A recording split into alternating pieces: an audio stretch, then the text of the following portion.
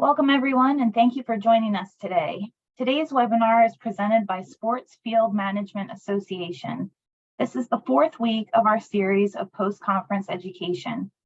Our featured speakers today are Dr. Kyley Dickson, co-director of the Center for Athletic Field Safety at the University of Tennessee, and Dr. Gregg Munshaw, director of agronomy for Pinnacle Agricultural Research Center. Today, they will be presenting Do Sustainable Varieties Impact Field Playability? Attendees will be muted during the presentation. If you have any questions, please type them into the Q&A feature and they will be answered throughout the presentation. Thank you for joining us today. You can go ahead and get started. Thanks, Kristen. So I am Gregg Munshaw, and we'll be co-presenting with Dr. Dickson today. And Kyley and I we go back a number of years doing research together while I was at the University of Kentucky and he was at Tennessee. But even back when he was a graduate student, we were doing research together. And over the years, we stumbled on this topic that it's near and dear to both of our hearts because one, we believe in it, but two, times are changing. And whether we like to admit it or not, if we don't get on board with making some changes on our fields, then we're going to get left behind and we're going to be left with managing fields with very few inputs. And so we're going to talk about sustainability today. And Dr. Dickson will specifically talk about how these grasses do in terms of athletic field metrics, but I'm going to just kind of introduce the topic and why this matters, and really get into what to look for and what things have changed over the last 10 or so years in terms of new varieties and what interesting things have come around. So if I can figure out. There we go. So everybody loves to see these signs, right? As soon as you put one of these signs out on your field, you start getting either the mean looks or parents that are concerned with whatever you put out, whether it's a very safe product or not, it doesn't really matter. As soon as somebody sees the notice of pesticide use, there is concern. And so obviously one of the goals with sustainable varieties is to stop using these things as often as we do now, right? Maybe we don't have to put out as many products as we do with our current varieties. And so that's one of the things that I look for when we're looking at sustainable varieties. All right, when we talk about pest control, there's a lot of different things that we can do for controlling pests, including pesticides. And I'm not a tree hugger by any means, but like I said, I believe in change and I believe in the sustainability of turfgrass management. But I also understand that at times there's things we have to put out to control our issues that we come up with. But you know, I've got a list of things listed there for controlling pests that may pop up, maybe mowing lower for weed control or mowing higher for weed control, different irrigation practices, punching holes, overseeding. Certainly that's something that we'll talk about today. But different things, obviously. But, you know, you've all heard this, your best control against pests is a thick and healthy turf, right? And again, if we've got a new and improved variety, we may be able to come up with this. So if this is your grass, if it's that thick, think about how does a weed come up through that stand? It's almost impossible. So compare that to this, where there's disease that has thinned out this stand of Bermuda grass and crabgrass is coming into those thinned out areas, right? So we don't have the thick turf and weeds are coming on like crazy. You've all seen this before as well, the disease triangle. And to get disease on turf, we have to have all three legs of this triangle present. The environment has to be right, usually hot and wet or damp. Pathogen has to be present, and this usually is present. And the host has to be susceptible, usually when the host gets stressed out by summer heat. And so if we can take that host out of this equation, out of this triangle, we cannot get disease. And so again, if we have new and improved genetics to take the host out, then we're not going to get diseases. And that's an important thing to think about. All right, so if you're curious, is this a big deal or not? These are just some of the things that I've come up with on the internet in a really quick search of why we need to think about sustainability in turfgrass science. And so you see in Canada and you see in the Northeast where there's pesticide bans, there's fertilizer bans in the Northeast, there's fertilizer bans in the upper Midwest. Florida has a fertilizer ban during different times of the year. There's water restrictions. There's an article in the top right there that says USA lags behind other nations in banning harmful pesticides. We're going to catch up. The times are changing. We're going to get to a point where the EPA and the government is just going to say, you know what, these products are not available for our use anymore. And so we need to get on this bandwagon of changing what we're doing. All right, so look at these two images here. We've got the 1952 Kentucky basketball squad in the bottom left there, and the 2019 Kentucky basketball squad in the top right.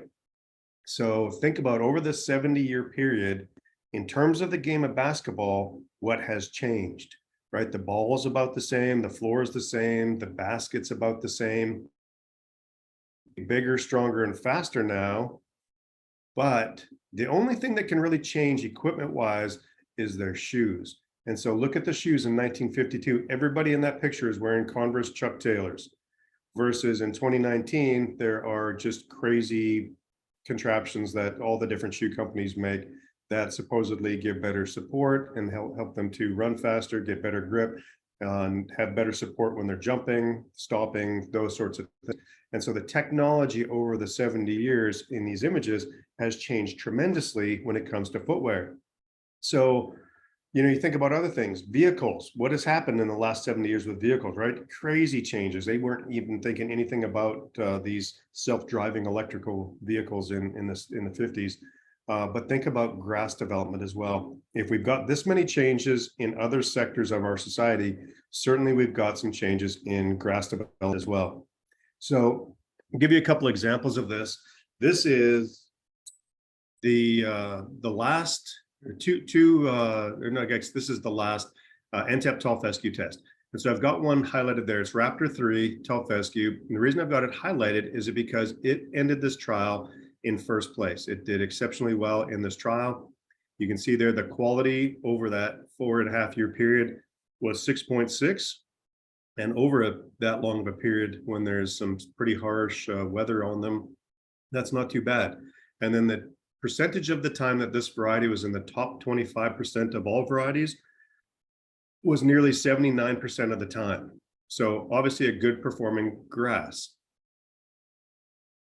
Compare that to this, and this is the current tall fescue trial. There's that same grass, and you can see that the overall quality score has dropped from 6.6 to 6.1. And the percentage of the time that this grass is in the top 25% dropped from 79% to 22.7%. So does that mean that this grass has gotten worse? No, it doesn't at all. It means that other grasses that have been released have gotten better. And so that's what we're seeing cycle after cycle after cycle. All these breeders for all the different companies are so good at what they do. They're coming up with genetic material that is improving like crazy. And so if you're growing something that is 10, 15, 20 years old, there are new things out there today that are just mind-bending in terms of how well they perform. All right, here's another example of that. So this is my old neighborhood in Kentucky.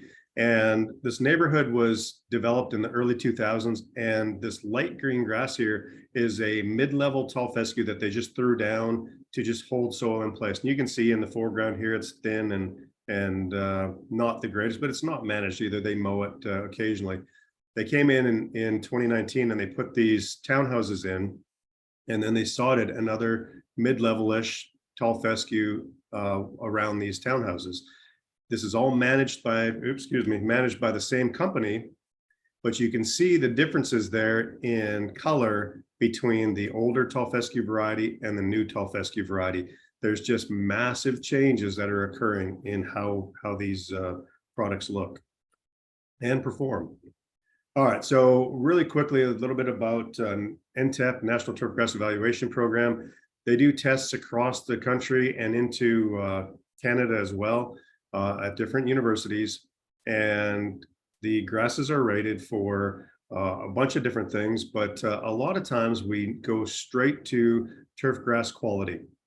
We want to see what is the quality, how good are these grasses doing at wherever I want to look, whether it's overall all the sites, or if it's specifically in Virginia or Pennsylvania or whatever state you're in. You can get all of this information from this website. So a lot of times when we talk about turf quality ratings, people say, oh, that's the beauty contest, right? You're just seeing, is this grass pretty at whatever time of the year? Well, it is and it isn't. So if you think about, these grasses are being evaluated every month. And so you may have some pretty ugly weather where you live. Let's say where Dr. Dickson is in Tennessee, they're going to get pretty hot in the summertime there. So a tall fescue trial in Tennessee is probably going to get pretty beat up, and scores are going to drop tremendously. And so because of their location, that beauty contest, you know, if there is something that is truly shining in the summertime in Tennessee, you know what? That grass has got some heat tolerance, maybe some drought tolerance as well. And so you can look at these scores and probably pull some other information out of how well these grasses are doing based on where you're looking at them around the country. It's not just a beauty thing. Other things to look for when you're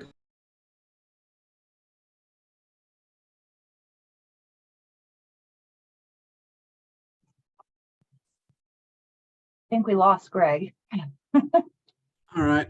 Well, I'll start on mine until we can get Gregg back. How about that? That sounds good. Thanks, Kyley. So I'm going to jump in and I'll start sharing my screen. Kristen, can you see that? No, not yet.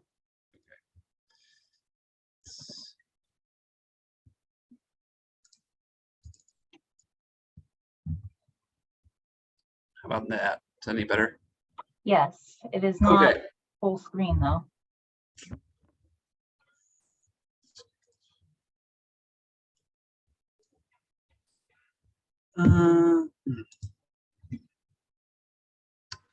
Just needs All to right. be Well, presentation mode. yeah. Let's see.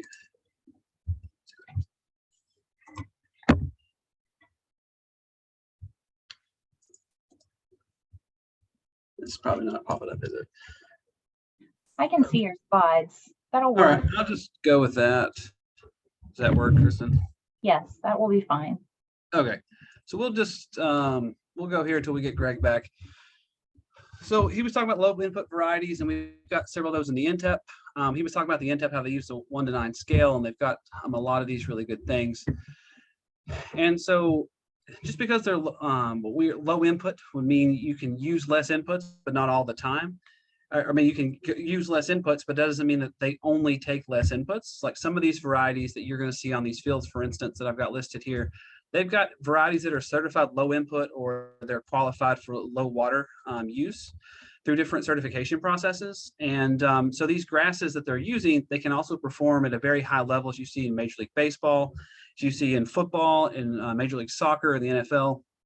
There's quite a few teams that are using these, and they can perform very highly at a high end. And so just because they have the ability to use low input doesn't mean that these can't perform at the highest level, because they have different characteristics in how they can do that, and what makes them function well in those different things. But it doesn't, sometimes there's a trade-off that if you're maybe drought tolerant, you might be like let up on some of these, but at least some of these varieties are really good to be used on athletic fields, and they're used at very high-end facilities that you're kind of recognizing. So to kind of go into some of that NTEP data that Gregg was looking at. So this is data from the University of Tennessee's NTEP. We had the traffic version of the Kentucky Bluegrass trial. So what that means is that we had the regular NTEP, which is all the different varieties they look, but we also apply traffic. And we simulate traffic. If any of you have ever seen Dr. Sorokin's talk, but there's a Procore, and we take the feed off, we take the tines off and put feed on them, essentially to simulate different forces. And so then we run that across it, and that simulates a football game. There's several different types of ones. I know that Rutgers has one that they use. There's a Katy traffic simulator, but different types of traffic basically we're trying to apply wear to the grass and kind of see how they respond. And so one thing I wanted to do was go through and I looked for some grasses to see how they compare to the standards. So in all INTEP trials, generally there is there's some standards. So as you can see, I have here kind of on this graph on the, where it says Shamrock, Midnight, Ken Blue. Those are standards that were in the INTEP. And so they do that to kind of compare how some of these new grasses are to previous ones in the future. And I was looking at these two, Blue Bank and Blue Note. They were certified low input grasses through the A list. And so I was looking to see between them and the Turfgrass Water Conservation Alliance, did they have different, how many of these were did very well in the traffic INTEP? And these two did very well. And so you can see, as far as this, you're comparing them to the standards, these little bars mean if they're within the same one, that there's really not statistically different. But Blue Bank and Blue Note were doing just as good as the standards. So it's not that they weren't necessarily a lot better in traffic tolerance, but they weren't any worse. So they performed adequately in traffic tolerance.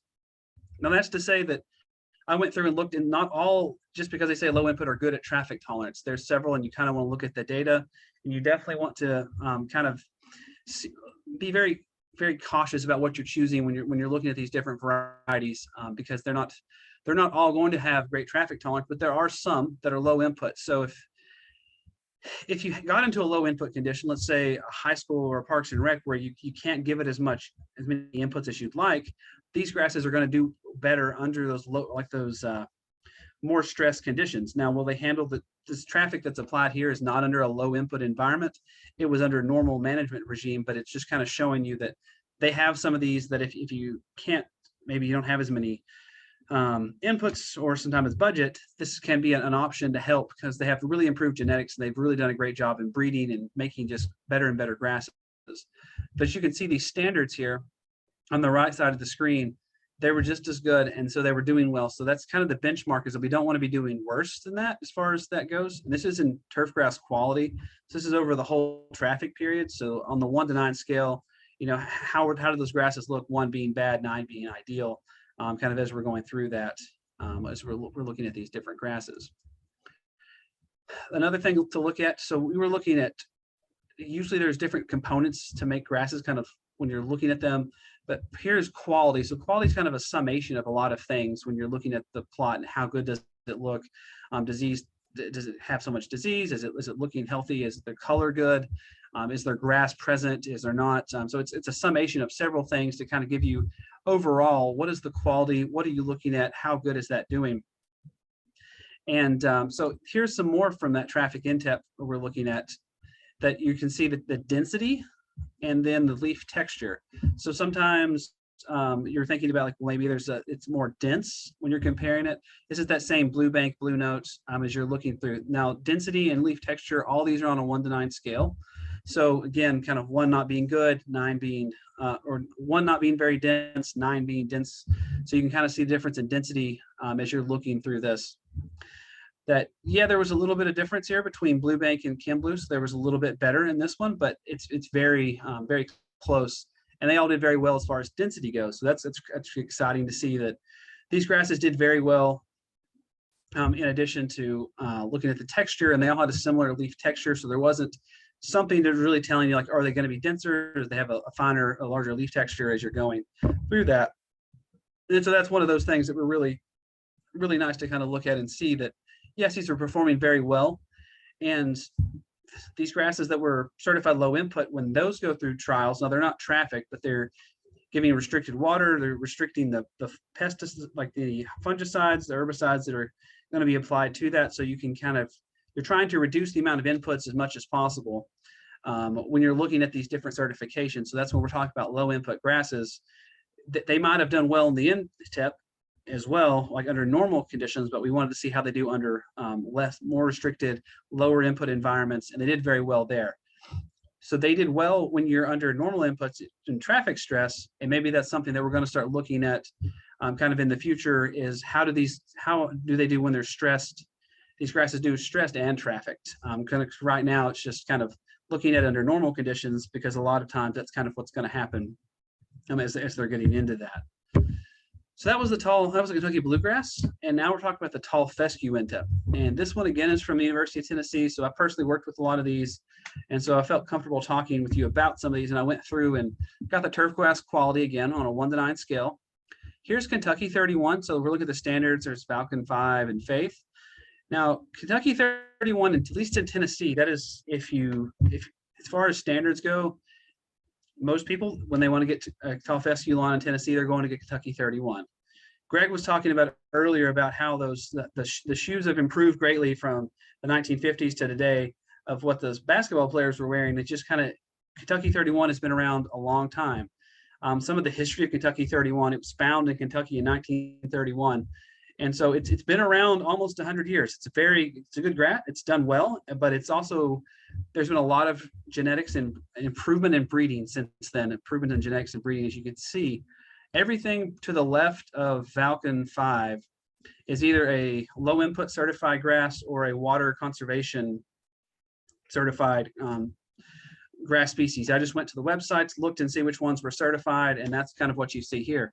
So they're either going to be better with drought tolerance or they're going to be better certified low input, but they're going to have a lot of these improved genetics to help them survive in situations where inputs may be limited. And that's really what's kind of exciting about this. And you can see that under traffic, Kentucky 31 is not doing as well, but all these other ones have improved. The genetics have improved greatly where they can sustain the traffic and do well. So this, when I'm talking about quality for the traffic, this is averaged over the whole traffic period. So it's from the start when they were really good and then towards the end when they're getting a lot more traffic. So they kind of have this is an average of a lot of dates here when you're looking at the overall average of these. But it's nice to see that Kentucky 31, that we had some improvements. And so why is that? Well, why do these grasses look different? I went out, cut some plugs from an intep we've got, and just to kind of show you a little bit of a difference. On the right, you can see Kentucky 31. And that is it's not as dense as this. This is a certified lower input. I didn't put which one it was. I'm not trying to promote any of these varieties. These are just to show you some differences. So not trying to promote any organization group or variety in particular, but this was a certified low input grass. You compare them. So you see there's a big difference in density and kind of see the ground coverage there and kind of how they're growing. And you just see that it looks like a lot more vigor and they're handling this a lot better.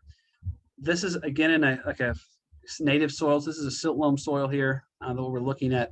But you can see there's a pretty large difference when we're looking at the differences between these two grasses and kind of how are they doing when they're under just under different management conditions. So when I'm talking about Kentucky 31, if your lawn is looking like this or your sports field may not be, like usually this isn't used on a sports field, but this is just showing you the improvements in genetics over time and kind of what that looks like. These are all both managed at the same mowing height, the same fertility, everything was the same amount of water, all that was the same between the two grasses. And so the hope is that main difference between these two species is between these two cultivars is the improved genetics you're going to see. And so that's really something I wanted to highlight to you, that is, we have improvements in genetics and they're getting better and better every day. And we're getting a lot better grasses that it's really amazing to kind of see those differences when you look back.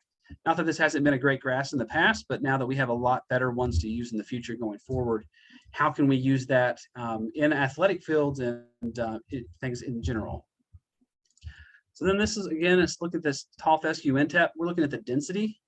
And you can see that most of them are a little bit denser than the Kentucky 31. Now, the Kentucky 31's got kind of a wider range with these bars, but it's kind of neat to see that the overall mean is a little bit higher for these improved varieties. And so you're getting a lot of differences in these tall fescues that maybe that they're being used in areas that they might not have been used for in the past, because we're increasing, it seems like the traffic tolerance, we're increasing the density on some of these, and we're increasing like the quality. Mainly the quality is just a lot better than it has been in the past. And so you're starting to look at some really impressive looking varieties. And then where I cut those plugs, I kind of wanted to take a picture just to kind of show you from about the same height of, this was a certified low input or low water content, like a certified using less water, more drought tolerant grass. And then these were Kentucky 31. You can just see a difference in this a little darker green color.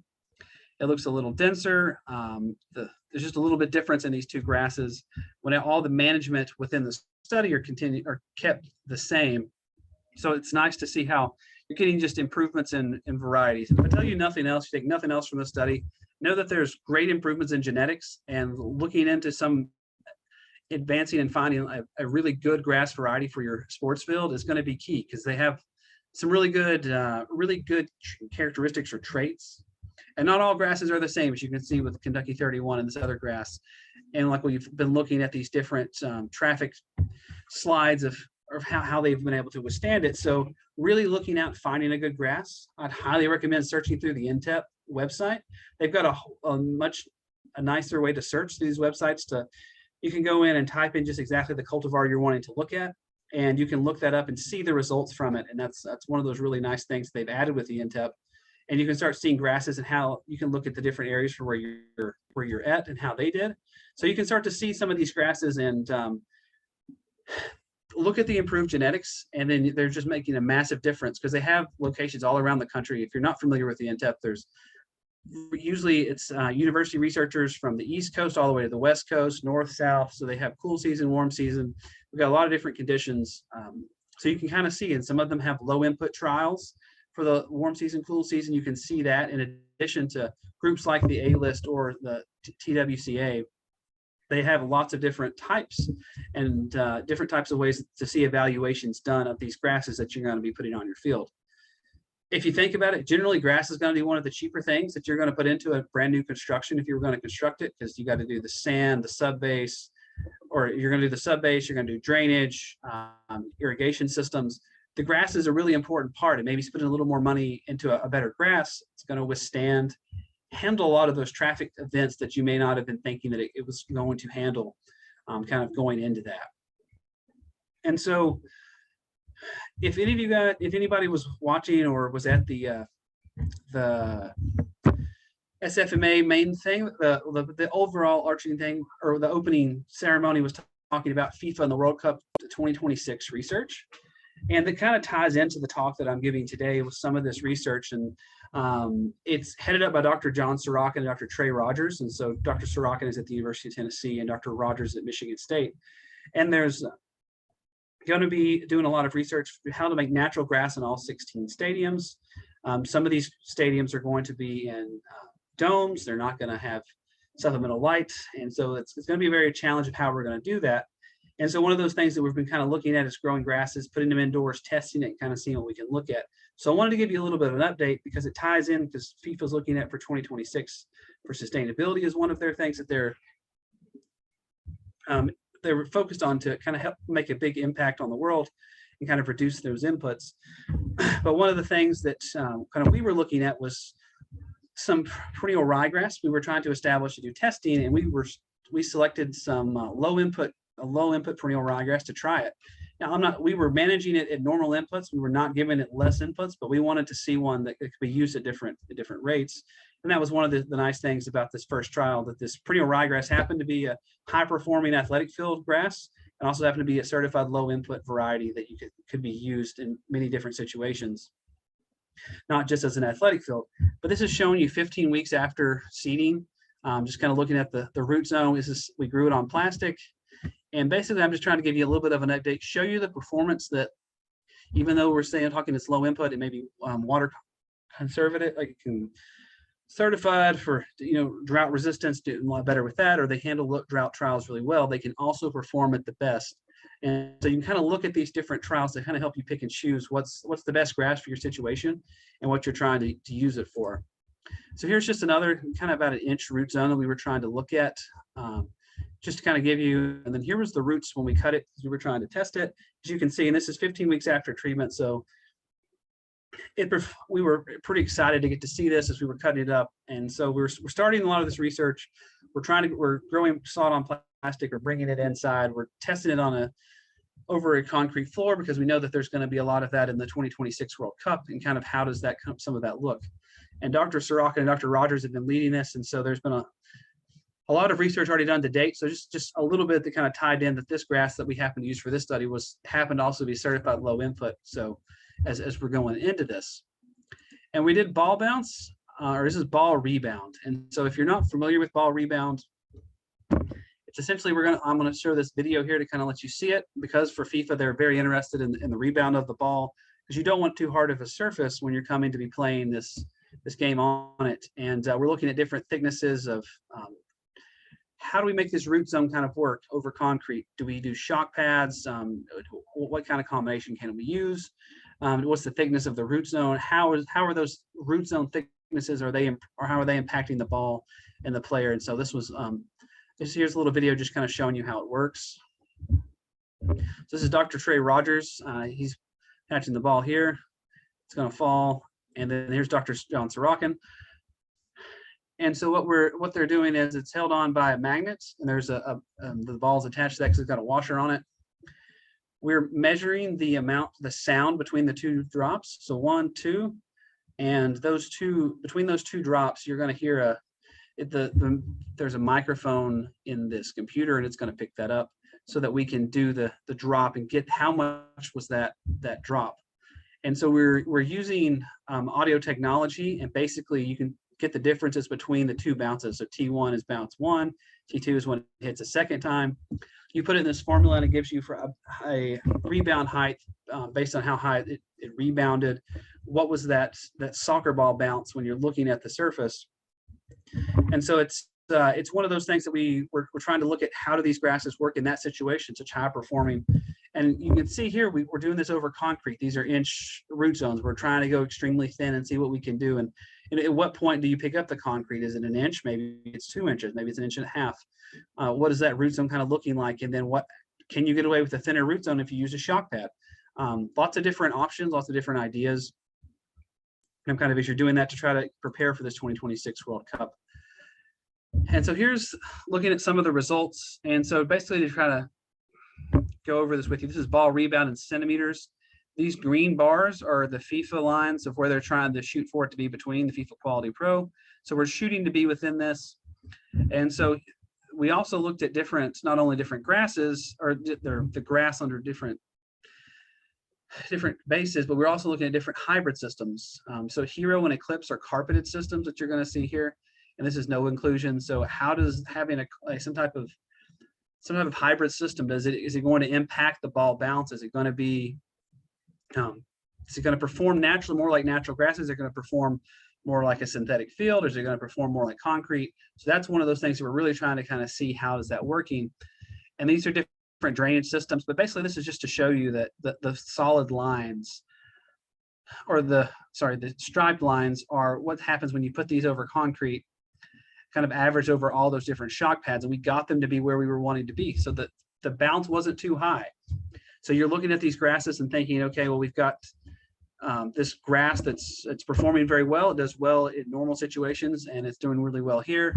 And we're very happy with kind of some of those results. So we were kind of able to see that. Another thing that's very important when you're looking at outside of ball bounce is we're thinking about the surface hardness. So how hard is the surface? This is a Clegg. You've probably heard about this.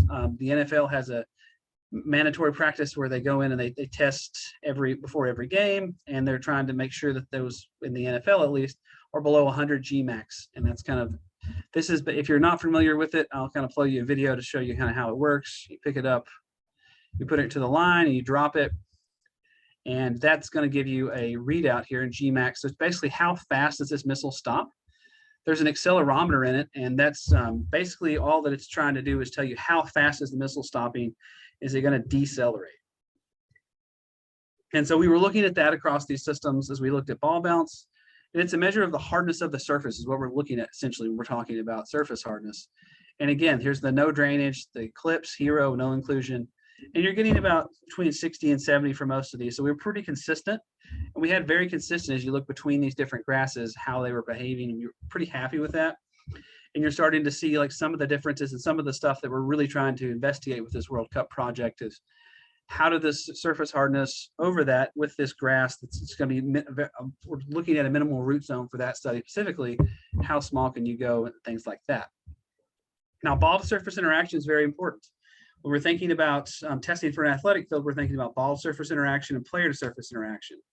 So the surface hardness kind of affects both, and that it's going to, a harder surface is usually going to have a higher bounce. And if you're talking about player to surface interaction, it might be harder. So if the player falls on that, you think about falling on a harder surface. Maybe if your head hits or something like that, it's a concern that you have about looking at what you might do there. So as we're looking at the differences between these, we developed at the University of Tennessee a way to test a little more to simulate that player to surface interaction. And this is a device called Flex, but basically what it does is we put different shoes on it. We can try different orientations, different weights, and we can simulate. And what we're looking at is the forces here at the ankle. There's a sensor at the toe, and then we know how far through the surface that this shoe moves. And we're trying to determine what is that, as close as we can. We obviously are going to take some things for granted, but how is the surface impacting the athlete? What are they feeling? So as we're going to go through that, is there going to be, what are the different ways they're going to feel it? And we have different orientations that we can maximize this, the foot as we're going. So this is the accelerating. So if you were to take off from a surface, this is a video showing that. And as we're going to be taking off, you can see it takes it just a minute for this one to load, but it's going to go going back. So the foot's going to go in a backwards motion, right? So then we're getting, what is the force you get? So could you be faster on a surface? Might you be slower on a surface? Kind of there as it's coming in. And then the forces that are red are a direct result of this. This is dormant Bermuda grass, but you can kind of see the idea. That's the acceleration condition. If you're thinking about an athlete and how they need to perform on a field, one of the most important things you need to do is be able to accelerate. Also, a very important thing is to be able to cut. So if you're making a side cut, which is another condition that we can kind of look at when we're doing this, is when you fire this, it's going to come into contact there. And so we're trying to get it at a certain point throughout the foot strike of an athlete. We're not looking at the full foot strike. We're trying to get the highest point of force that would be felt by the athlete. And so we're isolating certain movements to try to get that when we're looking at it. So that's that acceleration and cutting force. And then here we're looking at the deceleration force. So if you're trying to stop real quick, that foot coming into the surface, you can see as it hits the surface, it's hitting that. And so that's some of those things that we're looking at as we're kind of going through that we're trying to get, how do those forces kind of, how do they handle that? How are they handling the different surfaces as we go across it? And so you kind of see some of those videos of how this device works. And I want to kind of show you some data from this. And so this is some looking when we fire that on the surface. So we're talking about horizontal force. So that's the force that's going to be felt like as you're running back on the ankle. And so we wanted to kind of see what that was. And so there's the green line here, like as you see this going over times, this is in milliseconds, and then horizontal force, this is in newtons. But you can see that there's the no hybrid. The green one had a little bit higher forces it was feeling than some of these hybrids for whatever reason. And then cleat displacement, this is how far does the foot move through the surface. And so you can see that the eclipse really stopped the foot a lot earlier, which synthetic turf usually kind of stops the foot quite earlier. So you're looking at how are they going to be performing. And so this grass has a low input, a certified low input, when it's under these conditions, it can be performing pretty well. But that doesn't really kind of show you how it's performing comparative to some other things. And this is one to show you here. So this is the displacement of the cleat. So just to set this up, this blue line is a synthetic turf with an organic infill. So you can see kind of what a synthetic turf would look like. These three lines going up top here, those are an SEC soccer field. There's three different ones here. They're all Bermuda grass.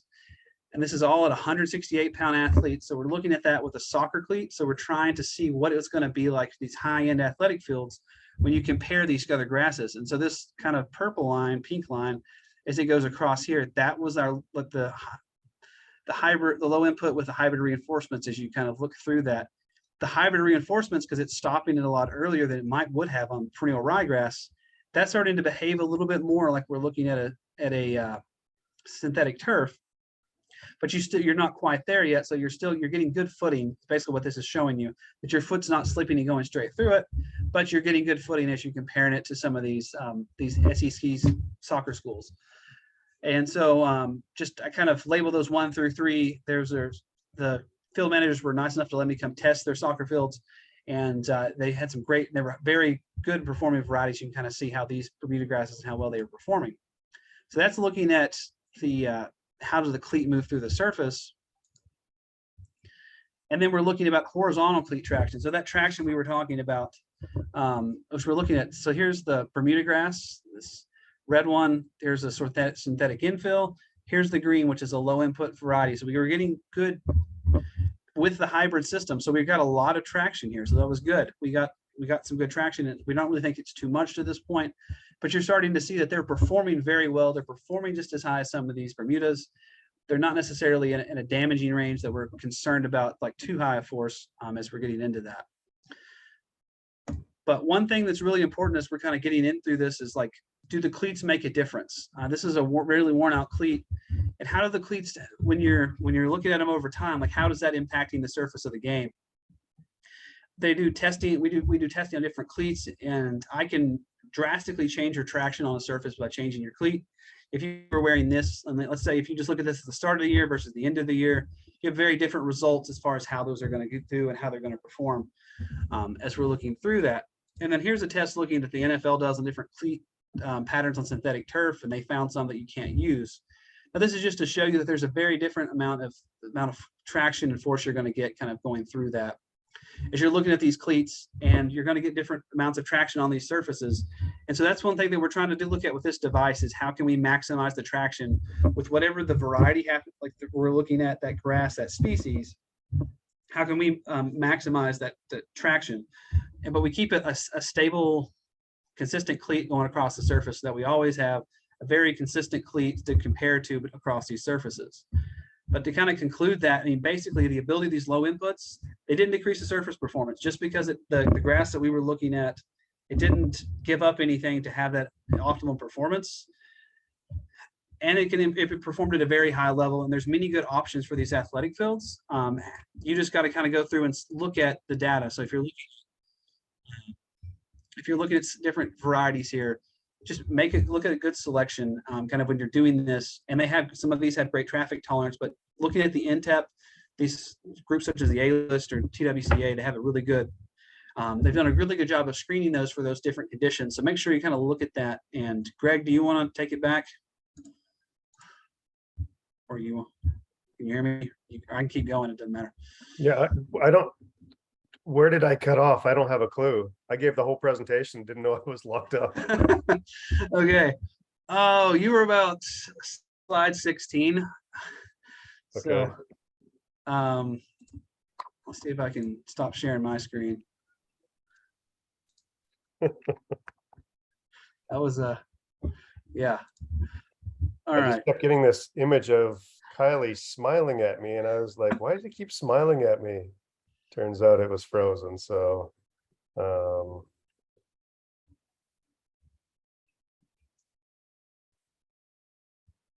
I had to change computers because that computer's still locked up. So let me.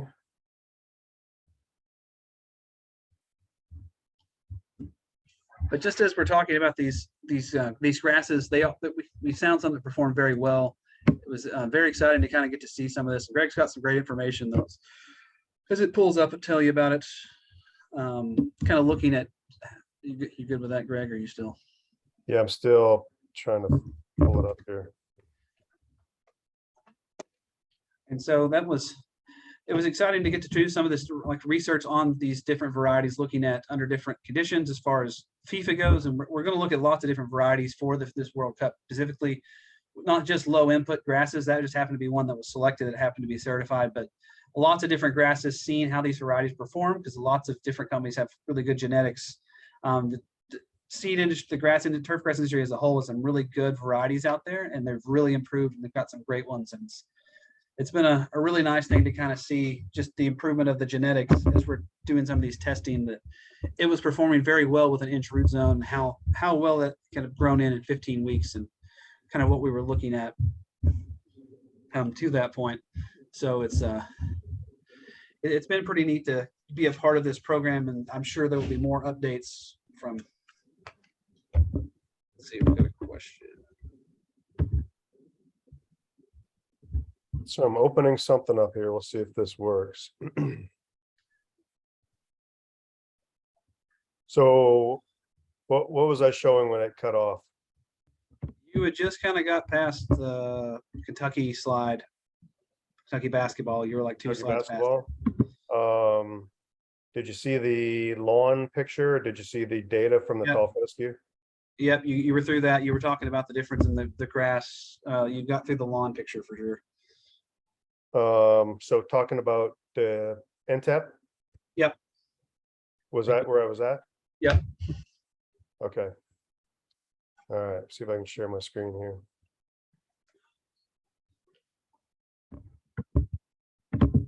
And to answer Joseph's question, like he asked if they only performed well with the hybrid system, we got it to perform pretty well without a hybrid too. So we were pretty happy with how it was doing, not only with the hybrid, but without. So it did pretty well without it. It just had increased traction, a little more surface stability as far as that Kentucky or that perennial ryegrass we were looking at went without it. We're going to do a lot more testing, so there'll be a lot more grasses kind of in the future. But as of right now, it did pretty well even without the hybrids. Okay, Greg, go ahead. All right, yeah, sorry about this, folks. So I've changed to a Mac, so hopefully we don't have the same issue now. But I'll guess that this is kind of where I'd left off. I was talking about, did I talk about beauty pageants? Did you hear any of that? I think that was where you were at, Greg, right here. Okay, so yeah, just the issues with the beauty contest, but if we're looking at grasses that are performing well year-round in tough locations like Tennessee, if they look great, it's more than the beauty contest. That grass is performing well in harsh conditions, and so it's this turfgrass quality data is more useful than just is it pretty or is it not. It shows how does it do throughout the year. All right, but other things to think about as we're looking at the NTEP trials. We've got all sorts of different things that are as important as the turfgrass quality. And these are some of the things that I will look at when I'm looking at different NTEP trials. So color is one of them. And color is a thing. You have huge variations between species, and certainly even in a species, there's just massive differences in different varieties of a grass.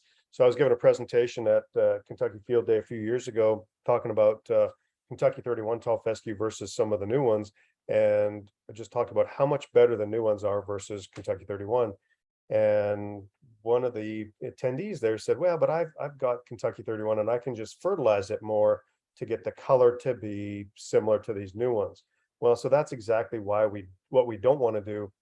We've got the color baked in genetically into these new grasses where we don't have to put more fertilizer on them to make them a darker green color. They're dark green naturally. And so this is a trial that showing different ryegrasses. But if you look at a Kentucky bluegrass trial or Bermuda grass trial, there is massive differences between them. Density is a big deal. I showed you that picture at the start where we saw the thick grass with the hand in it where weeds can't come in.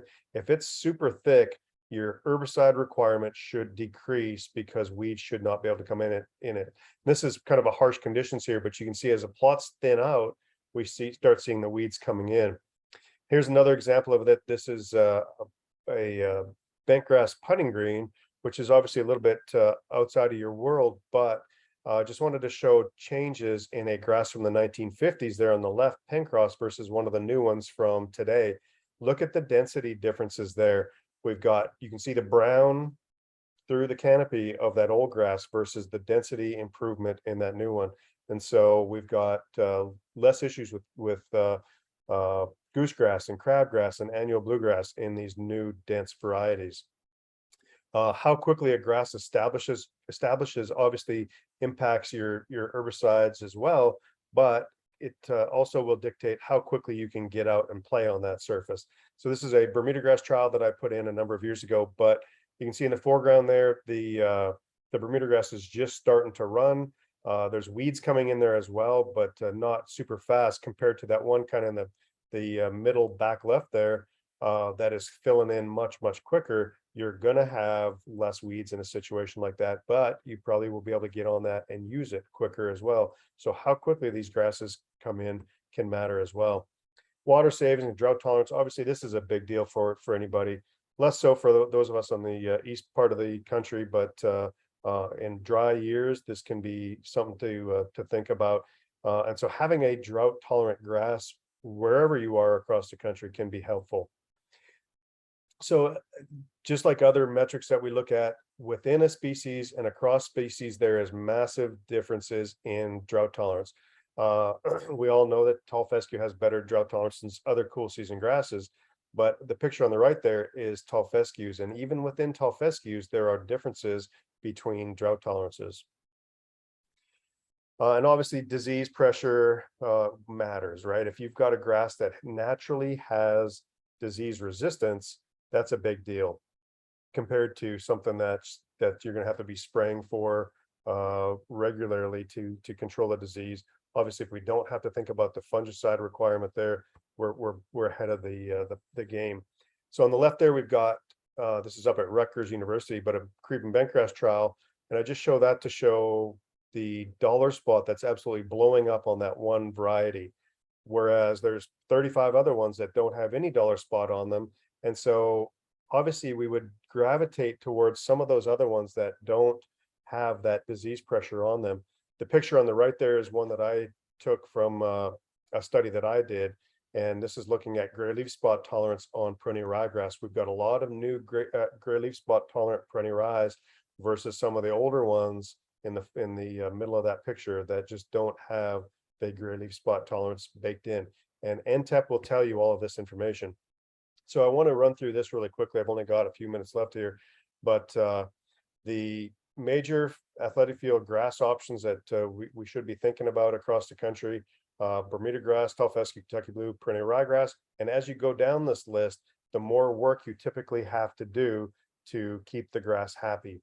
And so I'm not going to go through all of these different things. There's a lot of great things about Bermuda grass, and there's a few things that are a little bit concerning, but I want to point out that new Bermuda grasses have better cold tolerance. We've got better leaf texture, density's improved, traffic tolerance has improved, and it's already great, and drought tolerance has improved, which is crazy to think about. That picture in the top right there was the Virginia Tech football field while I was a student there back in the early 2000s. They put this tray system in, but look at how tight that Bermuda grass is on top and how deep the roots are going down through those trays. And so just, it's amazing how deep rooted this grass is and how good it is at finding water in the soil. So this is something you got to think about regardless of what grass you're growing, but Bermuda grasses are starting to trend northward. And typically in the past, we'd say transition zone is the northern limit of where Bermuda grass can make it. But now we're seeing places like Columbus, Ohio and Chicago put in Bermuda grass. And it just kind of blows my mind that we're at that point. But it's such a great athletic field grass that's why we're looking at these things. And so Chicago Bears put in Bermuda grass this past fall. I'll be very curious to find out, how did that grass make it through the winter? Was it a normal winter in Chicago? Things like that. And so in the north, there's some reasons to think about it, but you've got to expect that you're going to get some winter kill from time to time. In the south, there's no better option for most athletic fields across the country. It's a great grass with great footing, great recovery, and great traffic tolerance. Some improvements here really quickly, just on drought tolerance. The top three in boxes there, showing improvement over Tifway, a 60-year-old grass, but still a great grass that's planted in a lot of different places. But we're seeing improvements, statistical differences, improvements in drought tolerance. This is disease tolerance. We're seeing some improvement in spring dead spot as well. And so, in terms of sustainability, these grasses are getting better. So tall fescues, I'd say in years past, people that are growing tall fescue would only be at kind of the lower Parks and Rec, maybe high school fields, but tall fescues have changed so dramatically over the last 10 years that we're starting to see tall fescues pop up on places that we never would have considered before. Right before I got on this meeting, I got a phone call from a superintendent in Virginia talking to me about putting bluegrass on his fairways. And I said to him, have you thought about tall fescue? And he's like, tall fescue, come on. Well, tall fescue is changed so much that we can now think of it in tight mowing situations. Plus it has all these benefits of the big, ugly old tall fescues. So new ones, we're seeing improvements in disease tolerance. So brown patch, better cold tolerance. We're seeing this grass up in Minnesota and Michigan. And tolerance to low mowing. And that's one of the big reasons why we can move into better and better sporting facilities. So here's our brown patch scores from the most recent tall fescue trial, and you can see Kentucky 31, that really old, ugly tall fescue there, has a score of 5.5 for brown patch ratings, and our new turf type tall fescues are up in the 7s, and so we've got quite a dramatic increase in how much disease tolerance they've got compared to some of the old ones. And this is just showing how much they've improved in terms of texture. Kentucky bluegrass on the left there, and we've got over on the far right there some of the new turf type tall fescues, showing that their leaf texture is about the same as the old days. And because of short time here, I want to just kind of flip through this really quickly, but this is drought tolerance, just genetic drought tolerance differences between different species. But tall fescue there versus Kentucky bluegrass, and that's why I would recommend sometimes a tall fescue over a Kentucky bluegrass for a situation like a fairway for water savings. Skip through that. And here's some of the low mow stuff there. So the picture on the left there is at Purdue University, but turf type tall fescue in the front of the picture there, surviving at a 1/2 inch. And the pictures on the right there are a study that I did at 3/4 of an inch. And the tall fescue stayed happy for 2 years in that trial at 3/4 of an inch. Kentucky bluegrass, great grass, recovers really well, doesn't have great traffic tolerance, but new ones have some improvements in things like quality. They're better looking, disease tolerance is better. We can mow them shorter. Certainly people are mowing these things down to 1/2 inch at this point, and then heat tolerance of these have improved as well. There's a couple of locations that have been growing Kentucky bluegrass in the South, and again, this kind of just blows my mind that they're doing this, but we're seeing grasses show up that traditionally we wouldn't see in the past. That's Huntsville, Alabama on the left, and Atlanta, Georgia on the right. Perennial ryegrass is the grass that I absolutely love to hate. It's my least favorite grass by a mile. And it's got, it's pretty. When it's pretty, man, it's pretty, but when it's ugly, it is ugly. And it's great for overseeding, things like that. But, as a standalone grass, depending on where you are in the world, it can be great. It can be miserable. But the new ones have better disease tolerance, which is great, because that's one of my gripes with it. Better heat tolerance. And so that's fine if you're in the transition zone or up north. But if you're overseeding with these in the South, that's not something you necessarily want. And then drought tolerance of perennial rye have gotten better as well. And so again, sustainability wise, we're getting better with all of these. And so, like I said, when it's good, it's good. That's a picture I took at Tennessee a few years ago in a overseeded Bermuda situation. But then you can see how bad perennial ryegrass can be when it's bad. And there's a golf course in Lexington while I was a student back in the 90s, where they lost all of their fairways to gray leaf spot, a disease that was unknown at the time. And now we've got genetically built-in gray leaf spot resistance. All right. All I want to show is this and wrap up with this. So the picture that I showed with the basketball players at the start of this, yes, shoes have improved tremendously. Grasses have improved tremendously over the last 70 years. But, we start putting in grasses in places like Chicago, where the grass maybe should only be in Tennessee. And we start putting the grass in Georgia when that grass should maybe only be in Virginia. And we're putting them out of their comfort zones. And so they're getting obviously huge amounts of stress and strain on them. And when we do that, sometimes we can get failure, even though these grasses have improved tremendously. And so this obviously is Zion Williamson from when he was at Duke University back in the day, and just a beast of a guy, a huge guy, and just planted, and that shoe just blew apart on him. He was injured slightly, but the same thing can happen with our grasses. There's no silver bullet when it comes to grasses. They've improved tremendously, but when we start using them in places that they were never meant to use, or if we just get a really hot or dry year, we're still going to have some breakdowns. So with that, yeah, I want to just wrap up and open it up to any questions that anybody might have.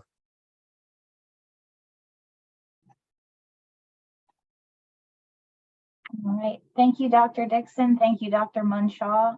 Again, if anybody has any questions, You can enter them into the Q&A, or you can contact Dr. Dickson or Dr. Munshaw by phone or email. Sorry about the technology issues today. Yeah, so it's kind of funny. Beforehand, Kyley had some issues with his sound, and I was cracking on him that computers must be new in Tennessee, and I'm the one that has the issue as we're going through. That's okay. All right, well, thank you. Thank you all for joining us today. We do have another presentation today starting at 3:15 p.m. Eastern Time, which will be Crossing the Bridge, Working with Athletic Administration. So make sure to register and join us for that presentation in a few minutes. So thank you, everyone, and have a great rest of the week.